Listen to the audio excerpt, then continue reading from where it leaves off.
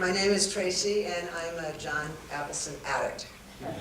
So I will probably be in recovery for the rest of my life. So John is gone, but here's the thing.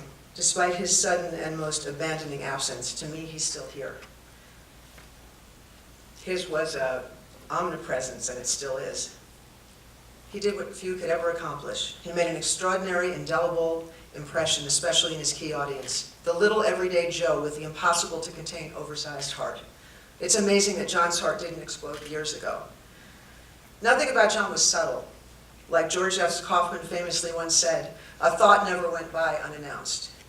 He was fiery, combative, sensitive, intelligent, sweet, difficult, but easy on the eyes, especially when I first met him. It was 1981. I was called in for a casting session with him on a Saturday, and I walked into the room, and there he was, and very intense, these big blue eyes, very charismatic, and I said, "Oh, don't get up." And he said, "I'm already standing." But after that, it was too late, I was already taken with him. So, it was great to have a man look up to you, literally. There were times early in my courtship that I felt like I had to walk like Groucho Marx in order to not give him a complex, but then I stopped that, he didn't care. Our marriage was like most marriages, a little bit Romeo, a little bit Juliet, and a whole lot WWE. But that's what you sign on to when you partner up with a creative genius. John was so opinionated that he could lose an argument with himself. And he could take both sides just as effectively and win both times. He should have been a lawyer, actually. He was pretty amazing. Everything from marriage to parenting was a production. The lighting, the composition of the scenes, the performance of his players, all had to be to his liking. So when you're living with a director, as I did for 25 years, you always have to remember one thing. He's the director. He's in charge.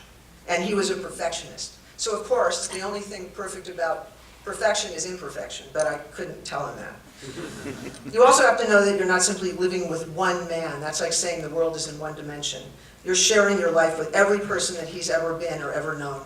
So sure, you get the superstar filmmaker. That's the picture that the world sees in the Hollywood Reporter.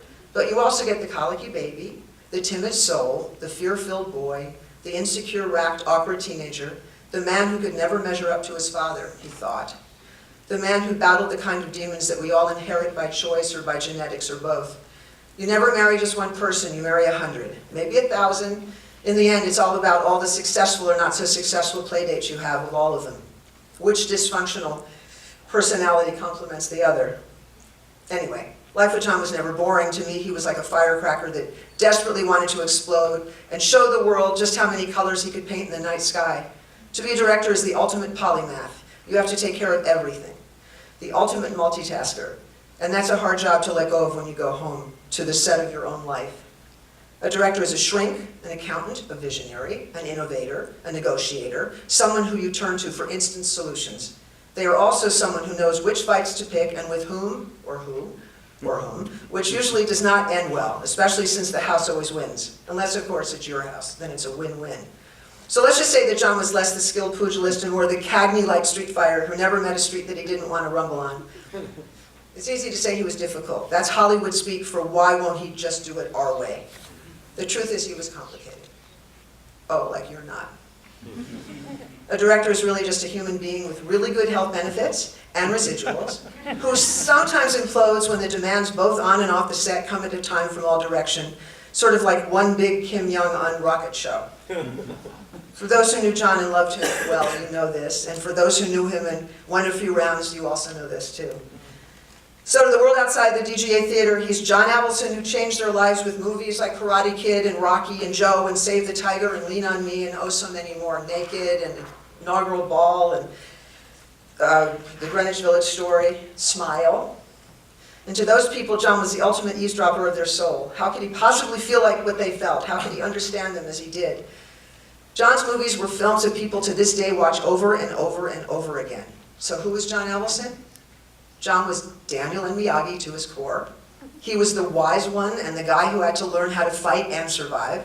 John was Rocky, an everyday palooka who despite the odds became an unlikely heavyweight. Champion, he was scrappy, prideful to a fault, and would simply not stay down on the canvas. No one could take or land a punch like John. But John was also Mickey and Polly, a caretaker with heart. And he was Harry Stoner in Save the Tiger, who wouldn't fight to the end for what he believed in, often as the stake of his own job.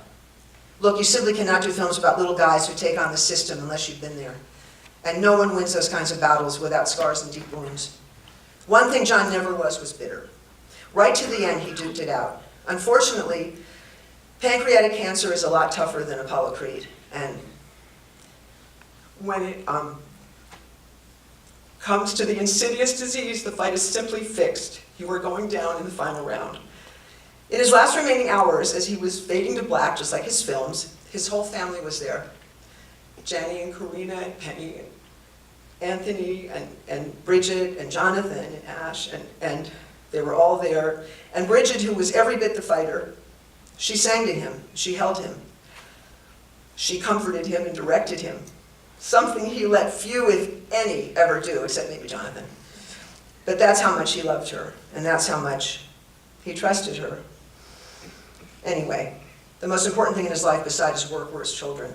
He was so deeply proud of them. And they were all full of humor like he was, and full of stubbornness, and full of sweetness, and strong, and sensitive. And he lives on in more ways than one, not just his films, but in his kids.